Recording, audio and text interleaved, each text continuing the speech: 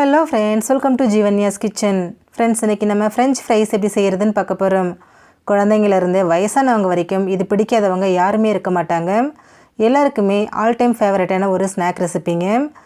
இது கடைகளில் கிடைக்கிற மாதிரி ரொம்ப பர்ஃபெக்டாக வீட்டிலையே ரொம்ப ஈஸியாக செய்ய முடியும்.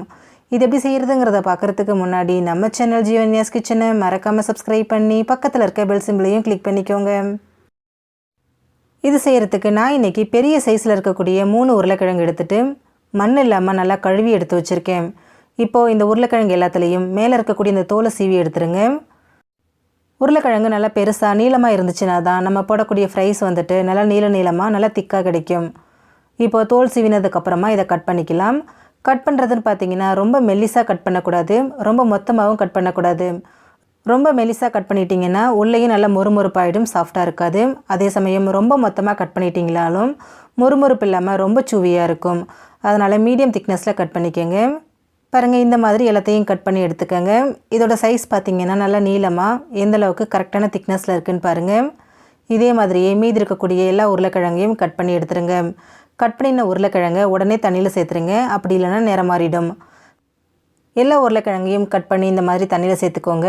சேர்த்ததுக்கப்புறமா கையால் இந்த மாதிரி நல்லா தேய்ச்சி விட்டு கழுவி எடுத்துருங்க. உருளைக்கிழங்கை இந்த மாதிரி கையால் நல்லா தேய்ச்சி விட்டு கழுவும் போது அதில் மாவாக இருக்கும் இல்லைங்களா, அது முழுமையாக போயிடுங்க. இந்த மாதிரி ஸ்டார்ச் முழுமையாக போனதுக்கு அப்புறமா நம்ம பொரிக்கும்போது உருளைக்கிழங்கு நல்லா கிறிஸ்பியாக கிடைக்கும். பாருங்கள், நல்லா கழுவியாச்சு. இப்போ எல்லா உருளைக்கிழங்கையும் தண்ணியை வடிச்சிட்டு வேறு ஒரு பவுலுக்கு மாற்றிக்கோங்க. இப்போ இதை நம்ம ஸ்டீம் பண்ணி எடுக்க போகிறோம். அதுக்கு இட்லி பிளேட் எடுத்துகிட்டு அதில் கொஞ்சமாக இந்த மாதிரி ஆயில் அப்ளை பண்ணிக்கோங்க. நீங்கள் இதுக்கு பதிலாக தண்ணியில் சேர்த்துட்டு வேக வச்சுக்கலாம், ஸ்டீம் பண்ணியும் எடுக்கலாம். அது உங்களோட விருப்பம் தான். நான் இன்றைக்கி ஸ்டீம் பண்ணி தான் எடுக்க போகிறேன். இப்போ நம்ம கட் பண்ணி வச்சுருக்கக்கூடிய உருளைக்கிழங்கு எல்லாத்தையும் இந்த மாதிரி இட்லி பிளேட்டில் அடுக்கிக்கங்க. இதை ஸ்டீம் பண்ணுறதுக்கு ஸ்டவ்வில் இட்லி பாத்திரம் வச்சு தண்ணி வச்சுருக்கேன். தண்ணி இந்த மாதிரி கொதிக்க ஆரம்பிக்கணும். தண்ணி கொதிக்க ஆரம்பித்ததுக்கப்புறமா நம்ம ரெடி பண்ணி வச்சுருக்கக்கூடிய இட்லி பிளேட்டை இதில் அடுக்கிக்கங்க. நான் இன்றைக்கி 2 பிளேட் எடுத்துருக்கிறேன். வச்சுட்டு இதை மூடி போட்டுருவோம். மூடி போட்டுட்டு மீடியம் ஃப்ளேமில் வச்சுட்டு ஒரு 2 நிமிஷத்துக்கு மட்டும் வேக விட்டுருங்க. ரொம்ப நேரம் வேக விடக்கூடாது. நீங்கள் தண்ணியில் சேர்த்து வேக வச்சாலும் 2 நிமிஷம் மட்டும் வேக வச்சு எடுத்துக்கோங்க. பாருங்கள், 2 நிமிஷம் ஆகிடுச்சு. உருளைக்கிழங்கு கொஞ்சம் சாஃப்டாகி வந்திருக்கு. இப்போ இதை வெளியில் எடுத்துடலாம். எடுத்துகிட்டு இதை அப்படியே வைக்காமல் வேறு ஒரு பிளேட்டுக்கு மாற்றிடுங்க. மாற்றிட்டு இதை அப்படியே வச்சுருங்க. இது முழுமையாக ஆறணும். ஆறினதுக்கப்புறமா தான் நம்ம பொரிக்கணும். நம்ம ஸ்டீம் பண்ண உருளைக்கிழங்கு பாருங்கள் நல்லா வளையுது, ஆனால் உடையில. இந்த பக்குவத்தில் இருக்கணுங்க. இப்போ இது நல்லா ஆறி வரட்டும். பாருங்கள், உருளைக்கிழங்கு முழுமையாக ஆறி வந்திருக்கு. கொஞ்சம் கூட ஈரத்தன்மையே இல்லை. ஒருவேளை உருளைக்கிழங்கு ஈரத்தன்மையோடு இருந்துச்சுன்னா வெள்ளை துணியில் சேர்த்துட்டு நல்லா தொடச்சி எடுத்துருங்க. இப்போ இதை பொரிக்கலாம். அதுக்கு ஸ்டவ்வில் கடாய் வச்சுட்டு எண்ணெய் வச்சுருக்கேன். எண்ணெய் மிதமான சூடு வந்ததுக்கப்புறமா நம்ம ரெடி பண்ணி வச்சுருக்கக்கூடிய உருளைக்கிழங்கு இதில் சேர்த்துருங்க. சேர்த்துட்டு மீடியம் ஃப்ளேம்லேயே வச்சுட்டு ஒரு 3லேருந்து 4 நிமிஷத்துக்கு மட்டும் பொரிச்சு எடுத்துக்கோங்க. நம்ம உருளைக்கிழங்கை 2 தடவை பொரிக்க போகிறோம். அதனால் ஃபஸ்ட் டைம் பார்த்திங்கன்னா ரொம்ப வேகாது, கலரும் மாறாது, அப்படியே வெள்ளையாக தாங்க இருக்கணும். அதே ஸ்டேஜ்லேயே நம்ம எடுத்துகிற போகிறோம். ஒரு 3 நிமிஷம் மீடியம் ஃப்ளேம்லேயே வச்சுட்டு இது நல்லா பொரிய விடுங்க. பாருங்கள், ஒரு 4 நிமிஷம் ஆயிருக்கு. அந்த பபிள்ஸ் எல்லாம் ஓரளவுக்கு அடங்கி வந்திருக்கு. பாருங்கள், உருளைக்கிழங்கோட நிறம் மாறவே இல்லை. லைட்டாக மேலே படிஞ்ச மாதிரி இருக்கு இல்லைங்களா, இந்த பக்குவத்துலேயே நம்ம எடுத்துடணும். ரொம்ப நேரம் வேக விட்டுட்டிங்க அப்படின்னா நமக்கு ஃப்ரெஞ்ச் ஃப்ரைஸ் கரெக்டாக இருக்காது. அதனால் இந்த பக்குவத்துலேயே எடுத்துருங்க. எண்ணெயிலிருந்து எடுத்து ஒரு பிளேட்டுக்கு மாற்றி வச்சுடுங்க. இது வந்து கம்ப்ளீட்டாக ஆறணும், கொஞ்சம் கூட சூடு இருக்கக்கூடாது.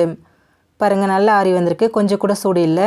இப்போ திரும்பவும் ஸ்டவ்வில் கடாய் வச்சுட்டு எண்ணெய் காஞ்சதும் நம்ம எடுத்து வச்சுருக்கக்கூடிய உருளைக்கிழங்கு இதில் சேர்த்துருங்க. சேர்த்துட்டு மீடியம் ஃப்ளேம்லேயே வச்சுட்டு திரும்பவும் இதை நல்லா செவக்கிற அளவுக்கு பொரிச்சு எடுத்துக்கோங்க. இது வெளியில் நல்லா கிறிஸ்பியாகவும் உள்ளே நல்லா சாஃப்டாக இருக்குங்க. இப்போ இது நல்லா வேகட்டும். ஒரு கரண்டி வச்சு அப்பப்போ இந்த மாதிரி கலந்து விட்டுக்கிட்டே இருங்க. அப்போ தான் எல்லா பக்கமும் ஒரே மாதிரி ஈவனாக வெந்து செவந்து வரும். பாருங்கள், எல்லாமே நல்லா செவந்து வந்திருக்கு. பபிள்ஸ் எல்லாம் முழுமையாக அடங்கிடுச்சு. பாருங்கள், இந்த அளவுக்கு நல்லா கோல்டன் ப்ரௌன் வரணுங்க. வந்ததுக்கப்புறமா இதை எண்ணெயிலேருந்து எடுத்துடலாம். இந்த மாதிரி 2 தடவை பொரிச்சு எடுக்கும்போது தாங்க கடையில் கிடைக்கக்கூடிய அந்த ஃப்ரெஞ்ச் ஃப்ரைஸ் நமக்கு ரொம்ப பர்ஃபெக்டாக கிடைக்கும். இப்போ இதை நீங்கள் அப்படியே சர்வ் பண்ணிக்கலாம். நான் இன்றைக்கி இதில் கொஞ்சம் மசாலா சேர்க்க போகிறேன். இப்போ இதில் கொஞ்சமாக உப்பு சேர்த்துக்கலாம். கூடவே ஒரு 1/2 டீஸ்பூன் அளவுக்கு மிளகாய் தூளும் சேர்த்துக்கிறேங்க. சேர்த்துட்டு நல்லா இந்த மாதிரி குலுக்கி விடுங்க. இந்த மாதிரி குலுக்கி விடும்போது உப்பு காரம் எல்லாமே எல்லா பீஸ்லேயும் நமக்கு ஒரே மாதிரி நல்லா ஸ்ப்ரெட் ஆகி வரும். பாருங்கள், ரொம்ப பர்ஃபெக்டாக வந்திருக்கு. ரொம்ப சிம்பிளான முறையில் வீட்டிலையே நமக்கு ஃப்ரெஞ்ச் ஃப்ரைஸ் ரெடி ஆகிடுச்சு. ஃப்ரெண்ட்ஸ், நீங்களும் இந்த ரெசிபியை ட்ரை பண்ணி பாருங்கள்.